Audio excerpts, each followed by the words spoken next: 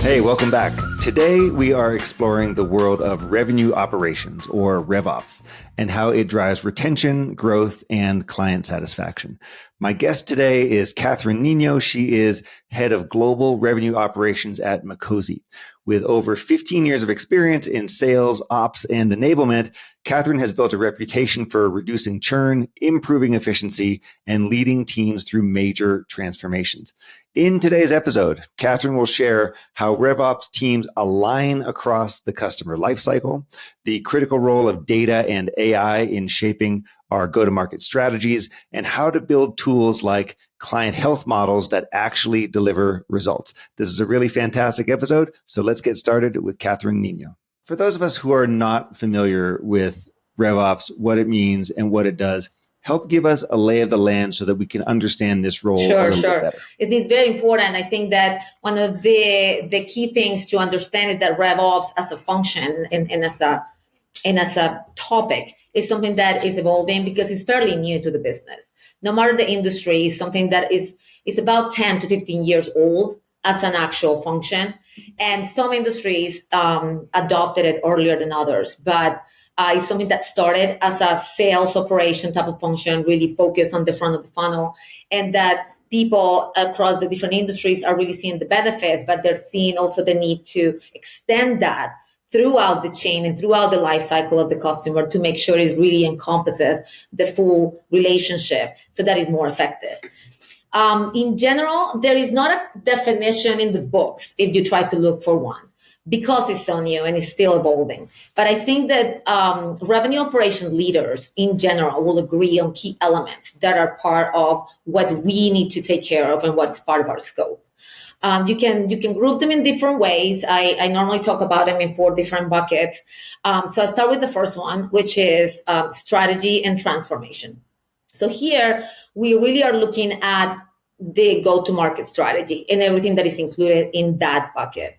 Is setting the pricing strategy, setting the value proposition, the offering. So that implies that you're working with the teams that really own a lot of these pieces, whether it's finance, whether it is marketing, and putting all that together to make sure that it's orchestrated to deliver something together as a company. Project and transformation management is a lot of what companies are doing, whether you are segmenting the company by industry, whether you're opening a new market. So it is that transformation or technology digitalization that is also part of what we support in this program project management piece. The other part that is important is about the relationship and definition of sales, the delivery, the account management, really defining the roles and responsibilities, really defining rules of engagement for that smooth transition, and to make sure that everybody knows what they own, but that they're also working together for that kind of common goal of the company. That includes obviously aligning with compensation plans, with quotas, with bonus structures that really drive that across the teams. That also includes capacity management and understanding how the people side needs to fit into that equation, and then market intelligence. The second part is systems and processes. They are very much tied together, and you can think of it as in the technology side is the CRM, whether it's HubSpot or whether it is Salesforce. The CRM is one of the key elements, but also the other kind of third-party tools that you might use for data sourcing, like ZoomInfo, the documentation for like DocuSign. All of that is part of what really enables the whole process to put together, hence the connection with process. That is really, how do you manage that within the tools? What is the tech, like the mechanical side of the process within the tools? Whether it's the opportunity process for new business or whether it's renewals, that is something that is driven within this and is totally connected. Then that includes the handoff processes, making sure they get, again, the connection with the other departments, not just leaving it in sales, but how do you transition that? And another part that is really important is setting the processes for other parts of relationship building that I know is really dear to your heart, like the QBRs, the account planning. That is so important, not just from a mechanical piece within the system, but also the content, the structure, what do we need to cover? So that is something that we will normally work with the teams to develop. The third piece, which also is interrelated with the process and systems, is the data structure that comes for reporting analytics. That is another piece that is really fundamental for what we do. That includes setting up the process that give you the data with the right governance so that there is hygiene and there is good quality of the data. That is designing KPIs that allow you to measure the behaviors or the specific processes that you need to measure. That is developing consolidated and standardized reporting that will allow the organization to function in the same line so that you don't have to wonder if this report excludes something that this other report that these other people put together. No, we're talking the same language end to end, and that's what is really important. That includes the forecasting and the pipeline. That is a key element of operations, whether it's for new business or whether it's for the growth, which is cross sales, upsells, renewals. So that all is part of that report analytics that at the end is going to provide the reporting set that is tactical, that is strategic, that is proactive, that will give the organization really important insights that are actionable. The last piece is people, communication, and enablement. So that is the change management. That is how you make sure that everything that you're putting together gets implemented the right way, the effective way, both for your internal teams, sales, account management, and also to make sure that all of these initiatives that are impacting the external ones are also implemented the right way. That is also the training, right, for the teams so that they know all aspects, whether it's a new product that is being launched, whether it's a new value proposition, whether it is just internal processes on how to do renewals within the system. But all of that is in this bucket. And I think what is really, really important, I think for the people listening to the podcast, is that all of this needs to work together. All of these pieces, all of these pillars need to work together. And I think the thread that kind of makes it all stay together cohesively is the cross-functional collaboration, is to make sure that the account management team is an active part of what we do and what we develop and what we design, just as much as sales, just as much as the back-end office teams. And that is, at the end of the day, we need kind of those elements with the cross-functional collaboration to drive that alignment. Mm-hmm, mm-hmm. And I mean, so first, I'll just say that this has got a much wider scope than I was anticipating in terms of what it is that revenue operations does. And it sounds like there has been a shift over the last few years. Like you said, there's no agreed upon definition, or we're not all looking at the same book for this stuff. But it does sound like there's been a shift from purely sales, meaning top of funnel type of activities, to recognizing the need for this across the entire life cycle. Absolutely. There is that alignment. I think that I was part of that in one of my companies where there was the kind of that distinction, and there was a sales operation, there was a client operation. And then one of those transformational projects that we worked on was that alignment, because at the end of the day, account management receives a client from sales. And there were a lot of breakup in the process of that handoff, and a lot of frustration about it. So when you put it all together and you make sure also that the processes are consistent as much as possible across the teams, that it enables the communication of the teams, it enables the flow of information. And that is really foundational to make sure that we do it. And it is a little bit of a broader scope, but it's all focused at improving productivity in terms of revenue generation, right? That is our main focus. It's just that we have all of these areas that we kind of have responsibility for in order to help the organization and more importantly, our internal clients, whether it's sales or whether it's account management, really be successful in their own specific roles.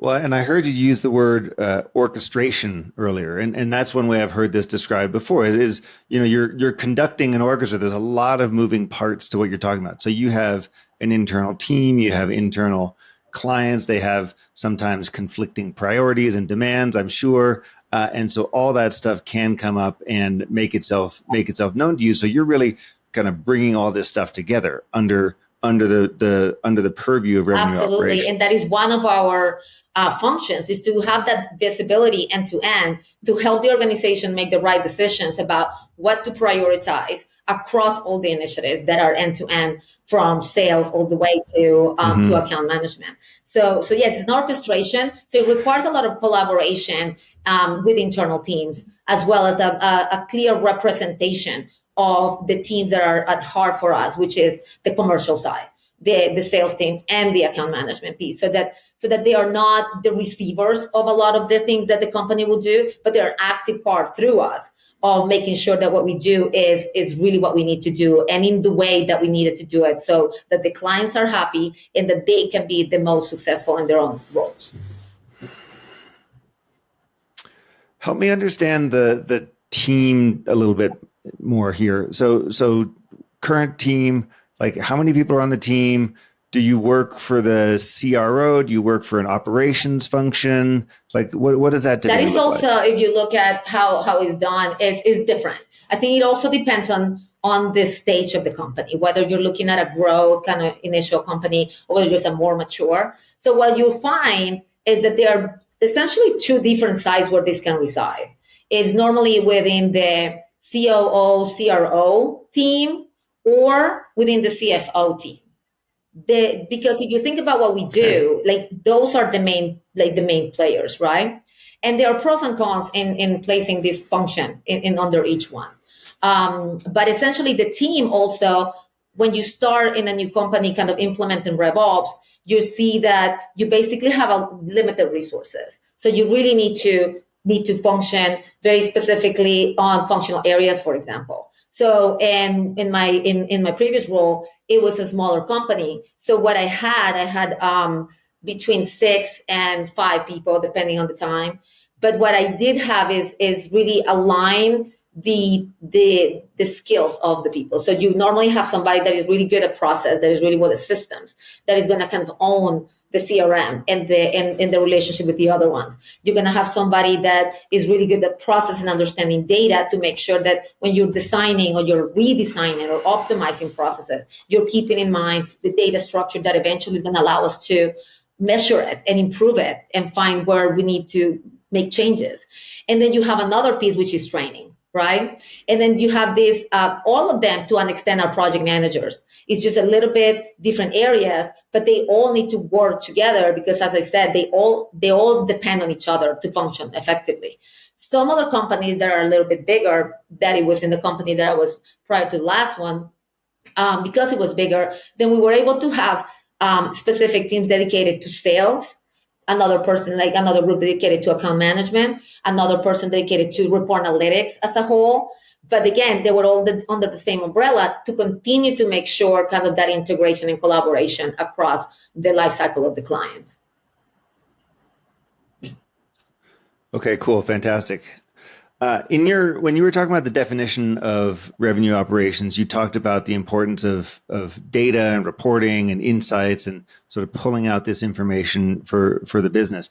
When you look at the needs of the post-sale function, so account managers and their needs as it relates to data reporting or insights and analytics and so on, I can think of some areas that for sure people are going to be interested in. They're going to want to know churn. They want to know retention rates. They're going to want to know net retention, gross retention. Maybe they want to know something around customer health or activity tracking or stuff like that. But I assume there's just like so much stuff that people are looking for. What are the most common requests that you get? Or even to put your expertise to work, what are the things that you find to be the most indicative of future growth and profitability? What are the most interesting things and important things that you find to look at? So I believe that, to your point, I think that data is such a foundational element of what we do. And what I've seen in different companies is that the data mostly exists in the organizations,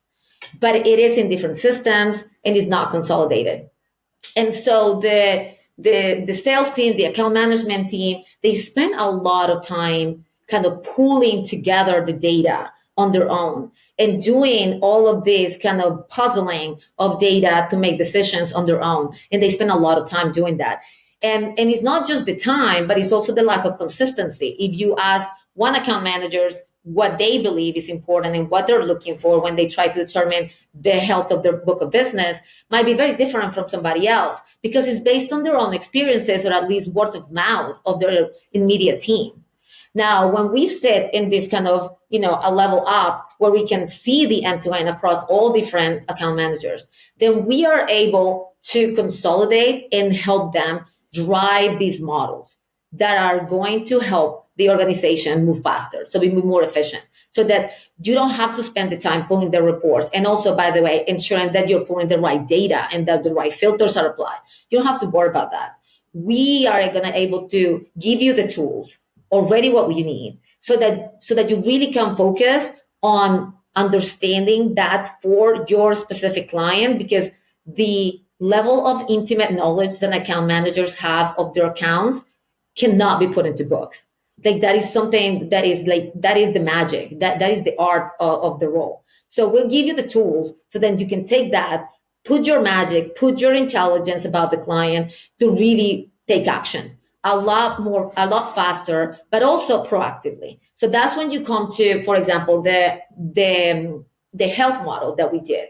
I've done that in both of the last companies that I've been, because surprisingly, in both, it didn't exist, right? So in the first one, it took us a little bit of time to get to the point where we said, we need to do this. In the last company, it was more like, I know we need it. So it was a lot faster that we got there. But it's something that I feel is important in every model, in every industry. The model itself is going to change, obviously, depending on the industry about what factors drive risk. But the concept and the process for it is very consistent.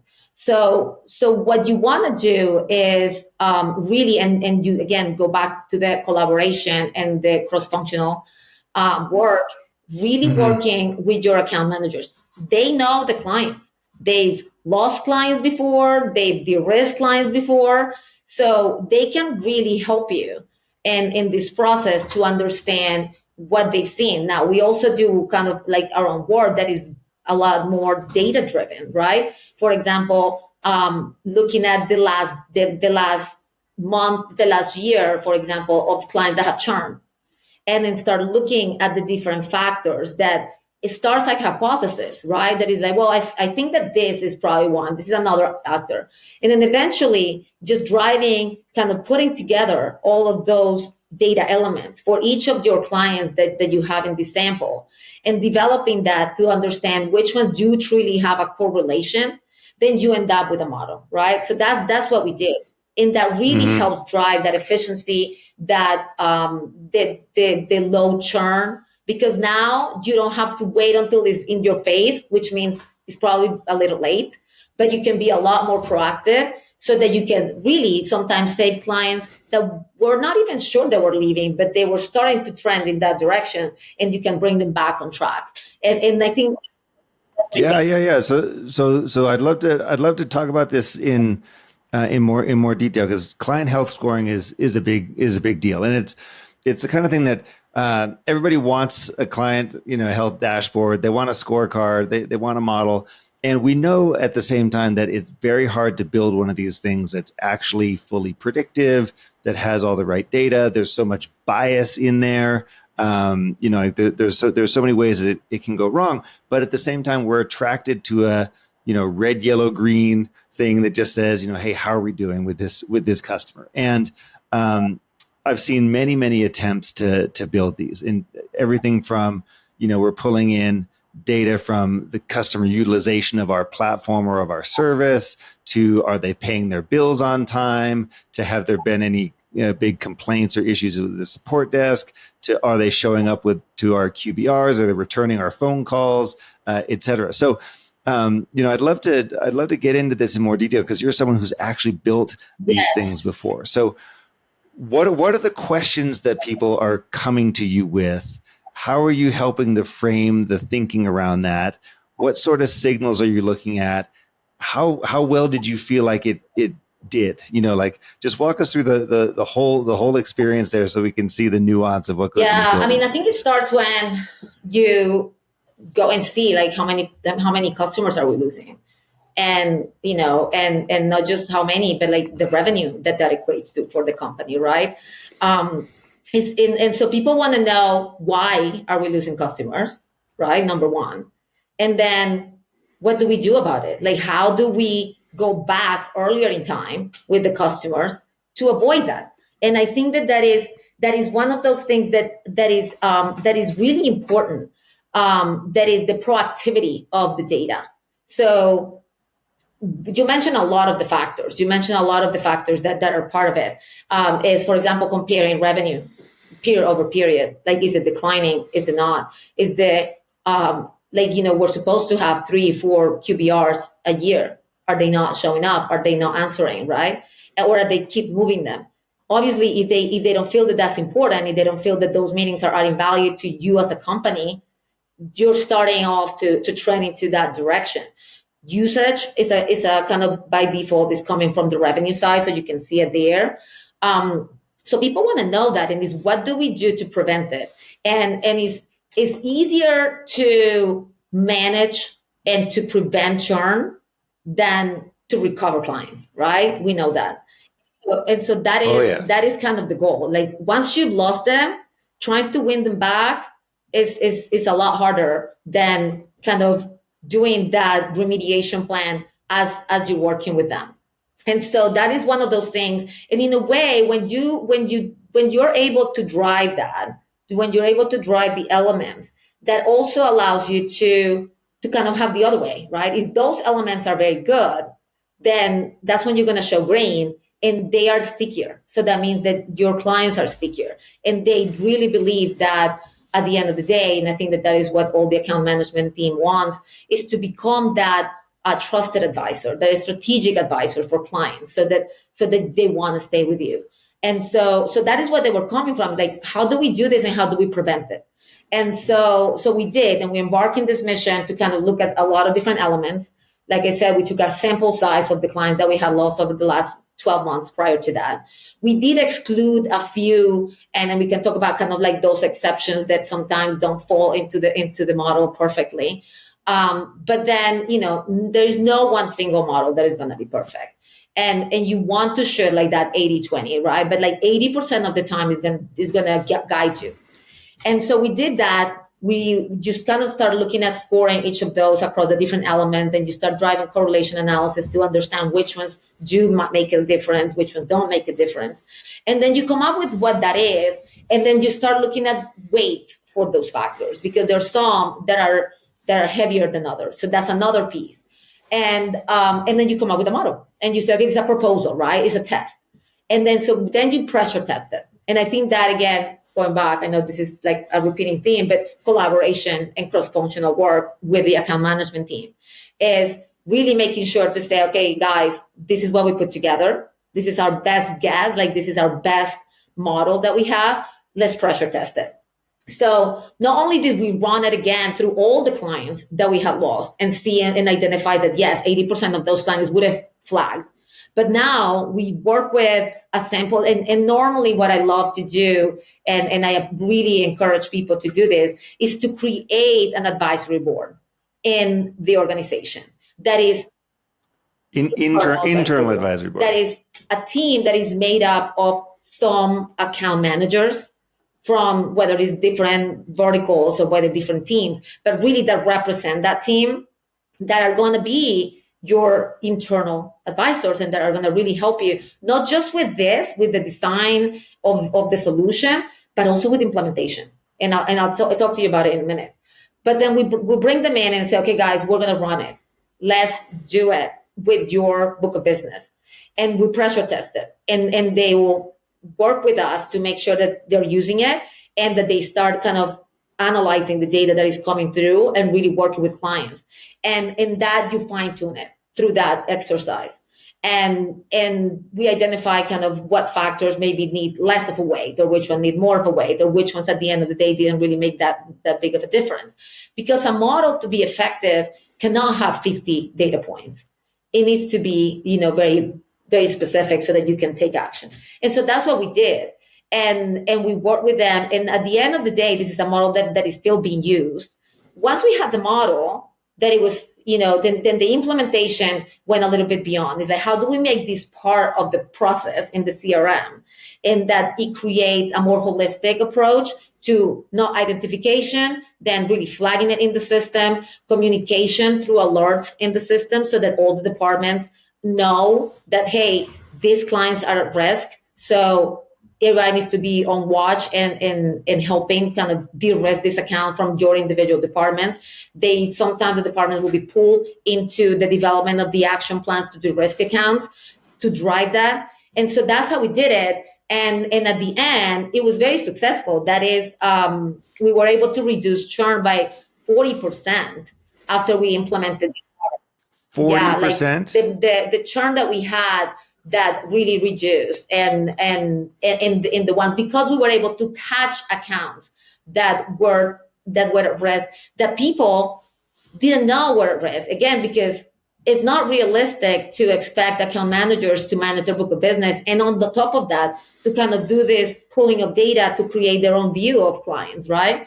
And so we were able to give that back. So we just give you the results and say, listen, this account appears to be at risk. That's what the model does. Appears to be at risk. Again, we need your intimate knowledge of the account to review it and really determine if the account is at risk. And that's when their process starts. Well, I like that. I like that a lot, because you're saying, the model, based on the inputs, the model is flagging this one as a red or a yellow, or what have you. But then the account managers can then go do what they're really good at, which is go work with the customer, figure out what's going on, talk to people, come up with a plan, execute the plan, and so on. And it allows them to focus on their, what you would call their zone of genius. So their zone of genius is out there with the customers. It's probably not in, wrangling all this data and spreadsheets and reports or whatever it is. And so it's helping you to guide them. And I'm thinking about this as kind of like a energy or resource allocation, right? So you're trying to help give some signals so they can pick up the signal and then go do something about it. Right? Absolutely. And that is, again, so it allows for two different things, this type of thing. It drives the efficiency, right? Because now the account managers can really focus on a relationship building and really, really growing the accounts, as opposed to all of this, I wouldn't call it admin, but definitely busy work that we can do for you and is consistent.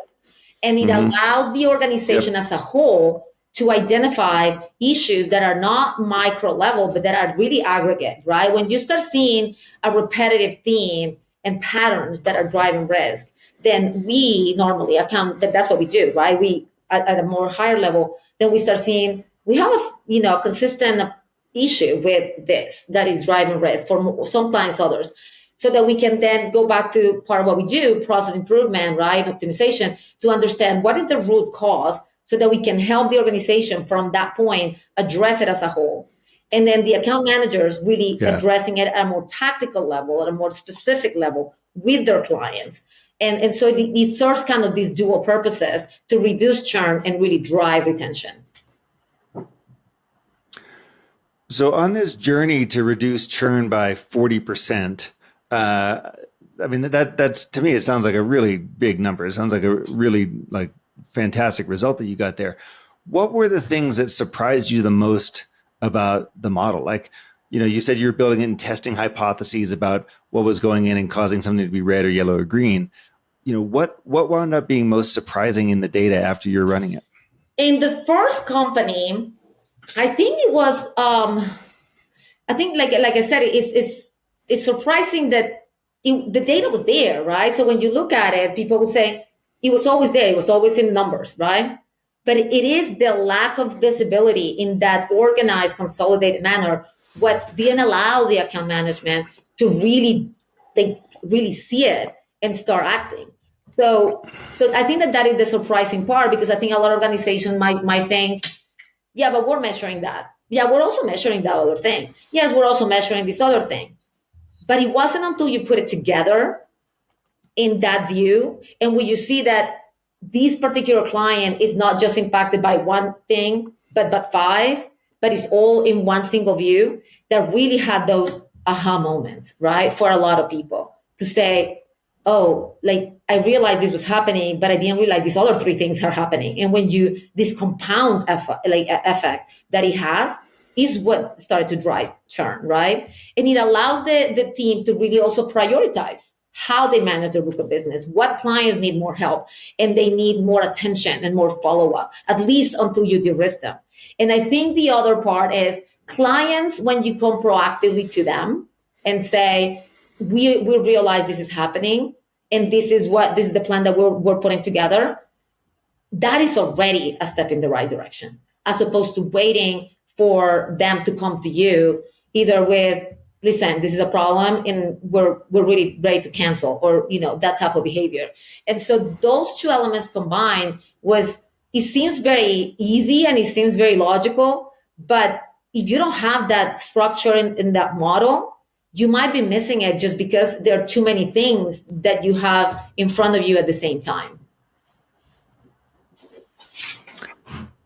Got it. So a lot of times we have the data, we just don't have it consolidated. We don't have maybe a single dashboard, or we don't have one or two agreed upon KPIs that we're tracking.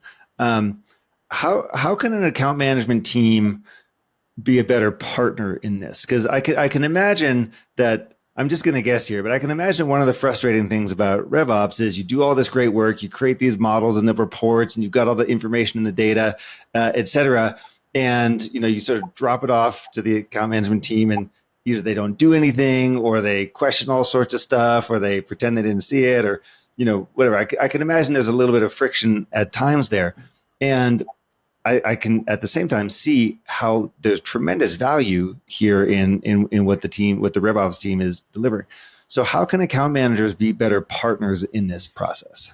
Okay, so I know people hate this part. And you don't have to be polite if you don't want to. You can just say what's really on your mind. I just know that this is one of the biggest points of friction, but I hope that this kind of shows the benefit, right? And it starts, like, all of this model starts with data, and the model is just as good as the data that is behind it. And so one of the things that and I think every revenue ops leader will tell you that we really push, and it's a never-ending mission, is maintaining the data in the systems accurate, which is, again, something that a lot of the people in the commercial teams really dislike, because they see it as an administrative type of task. And while it is a bit of an administrative task, is the essence and the fuel for us to be able to help them, right? So I think that is one of those things that I would say, making sure that you maintain your information for your clients updated really is what is going to enable us to do all of this analysis, what is going to enable us to find the issues so that we can drive macro solutions for the company, but also that is going to help us drive that cohesiveness to drive the risk plans for a specific client, because now we can have visibility and everybody can agree on what's going on. So that is one. I think the other part that I would say is, and it was a mind shift, is when an account is put at risk, is not a negative thing. And we need to make sure that the account managers understand that. It's a preventative measure, right? And so, of course, we don't want your entire book of business to be at risk. But identifying risk is the first step to correcting the risk before they leave. And so what it allows us to do is flag these accounts, understand what is the issue. So that's kind of what I was saying. The implementation is like the score is going to give you data. The account manager is going to go and identify, yes, it is at risk. Then tell us what are the elements that are driving the risk, so that if it is the fulfillment side, then we know. And then putting that information in the system, we can create process that alerts fulfillment, that there is this account that is at risk because of these fulfillment issues. And then they will become partners internally to work with you in their tactical side. So when they get calls or when they do something for that client, they can make sure that they are 100% in it, but also to help you with the remediation plan, so that when you talk to the client, you have this, listen, we're working with these teams and this is what we're doing to make sure that things improve. So I think that the account management side, and I think obviously we drive it from our RevOps and also from the leadership team, is to really encourage that accuracy and honesty so that we can really, really take the right actions. And the last piece is what I mentioned in terms of partnership and collaboration. So we will do all of the busy work of pulling data, creating models, creating what you need. But it is important that you raise your voice. So there were two things that we did in the past in the companies that I was in, that were internal reviews, so that we will meet with the team once a month, and they could come up to tell us what are those things that are roadblocks for them to be successful, or where they're spending a lot of time. That is that we can help them develop either a playbook, or whether we can develop better format for something, or a better process for contracting that is going to enable them to move faster and more efficiently and more effectively in their processes. But we do what we can from the data that we're getting from the systems. But you raising your voice and saying, listen, I think this is very, very complicated, and it is always helpful. And being part of these advisory boards is really key, because it's not about complaining. It's really about identifying issues and being part of the solution, both from the identification point, but also through the design and the implementation. And these people that we put into these advisory boards, they were advocates for the teams, right? Like, so they will take back our designs and ask feedback. We got feedback. And so what we implemented ended up being something that was a lot easier to adopt, because it came from them, right? Because it came from the teams. Their feedback was included. And we didn't have to wait until the learning curve happened after implementation to adjust it for what they needed. This was kind of like incorporating a DevOps type of mentality into RevOps, right? And that is so fundamental. So that partnership, that people raise their hand and say, I want to be part of that. I want to be part of the testing team. I want to be able to do the UAT. Like, that is something that I really, really appreciate, because, we can do as much as we can from our side, but their feedback is something that is very, very valuable, and that only they can provide. Right. It's kind of the subject matter expertise, if you will. One of the things I just want to highlight that's really, really great to hear was when you talked about the mindset shift around, just because an account is red doesn't mean that the account manager needs to get defensive or feel like they're doing a bad job or feel like they're being called out, right? It's simply that we've noticed that there are some risks in the account, and then now the account manager has to go put their skills and talents to work to try to solve that problem. But it's more like this is everyone's challenge. It's not, we're not pointing fingers, and that's a cultural thing. So it takes time to get there. If it's not native to your company culture, then fine. But it takes time to get there. But that's a really important part of the psychological safety of being able to roll out something like account health scoring and not have everybody, freak out. And so I think that's a great call out. The thing I wanted to ask a little bit more about was, we know for sure everyone always is going to complain about the CRM data entry thing, right? It seems to be like everyone's favorite sport is complaining about entering data into the CRM or whatever tool that it is that they have. And I understand the importance here. So the question is, how do we do this? Like, literally, what do you recommend leaders to do, or what actions can teams take to increase the amount of data, the quality of the data, the compliance with this request? I think it starts with us, with sales, with revenue ops, designing processes that make it the easiest possible for the account managers, right?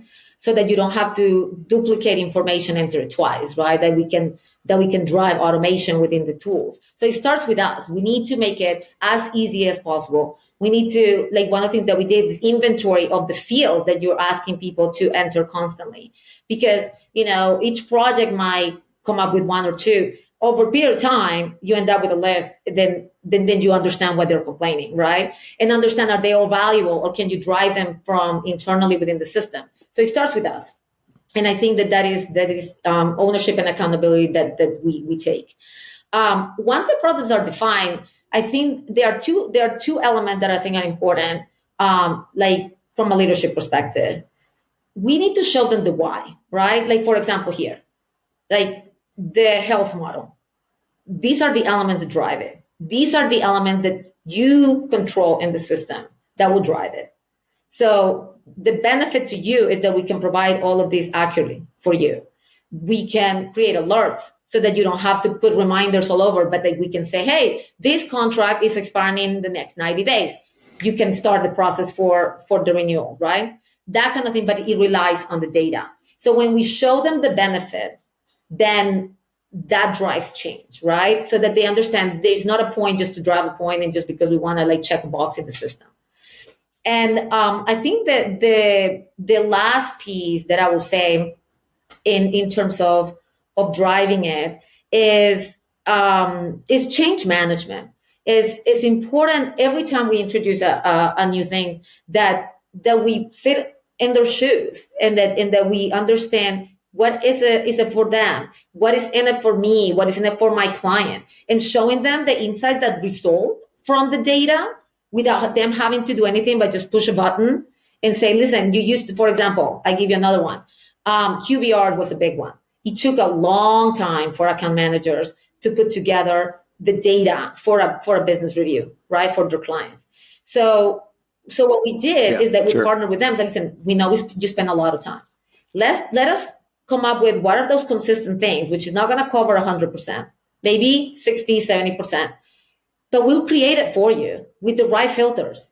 And then one button, you have it ready for them and just drive it out of the BI tool so that, again, you can just focus on the insight that you want to transmit to the client, right? And then the one thing that we also drive as part of RevOps are the discipline and cadences. And we need the support of the leaders.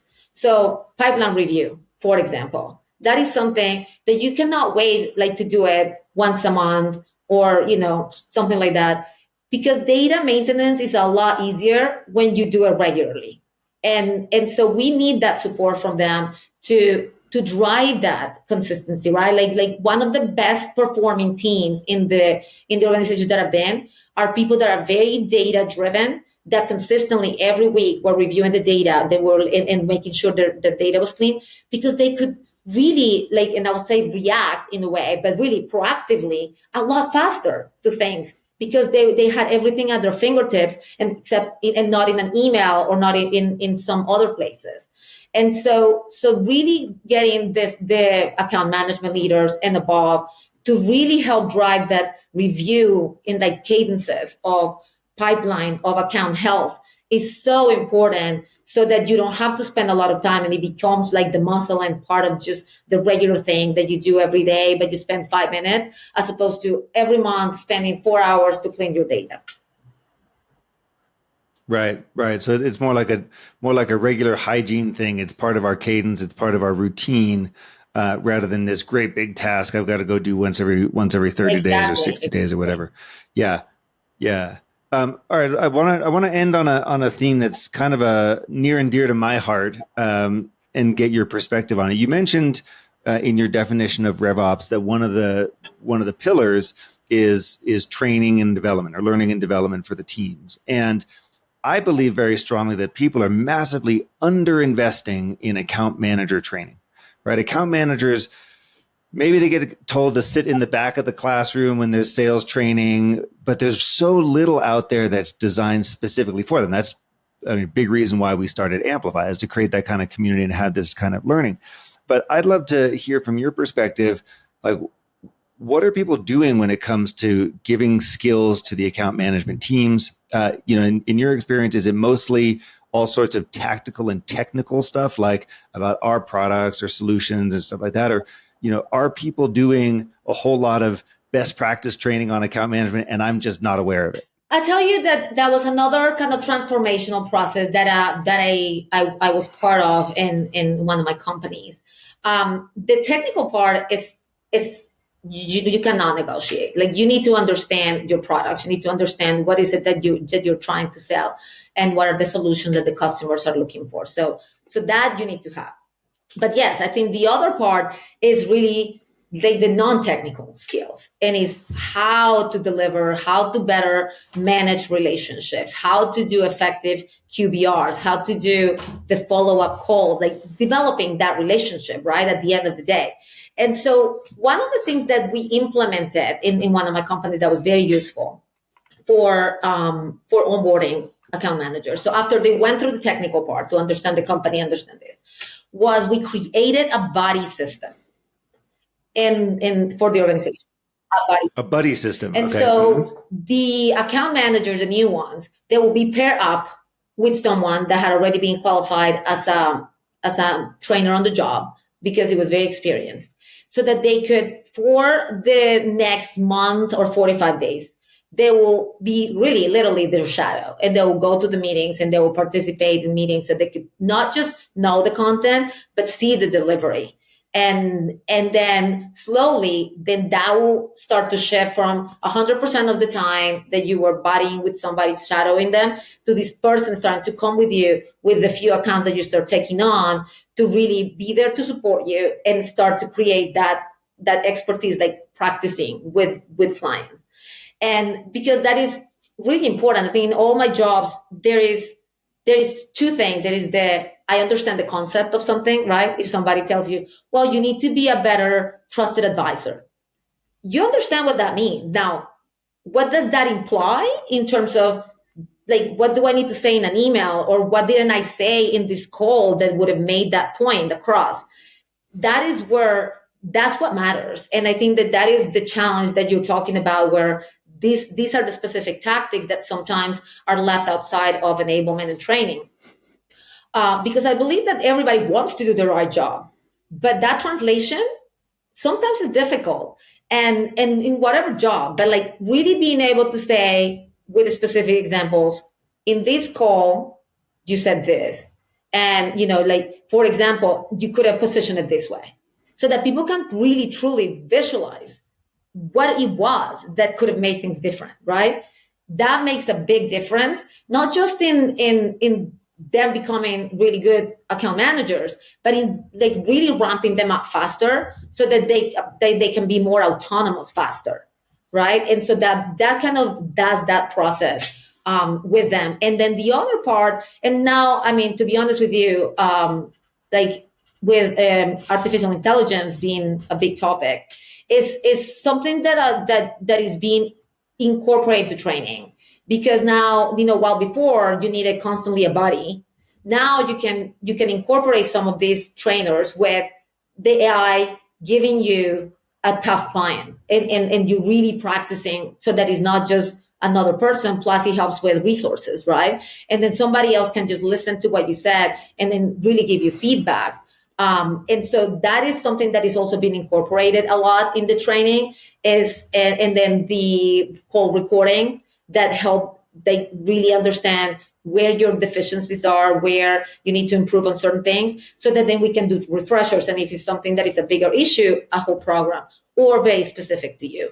So it is very, very important. And I feel like that demonstration as part of the training and letting you demonstrate your knowledge and in coaching you is what makes the difference. Yeah, I like the emphasis on the job training part. I like the idea of a buddy system to help people understand the ropes. Well, hey, this has been a really great conversation for us to learn how to be better partners with RevOps, for us to really understand the nuance of what it is that the RevOps team does and the amount of value provided. So I really appreciate you taking us through this and giving us your perspectives here today. So Katherine Nino, thank you so much for joining us and sharing all this. Thank you, Alex. I appreciate it. I hope that it was helpful. And I'm here for any other questions if you ever need me. Great to see you. Thanks so much.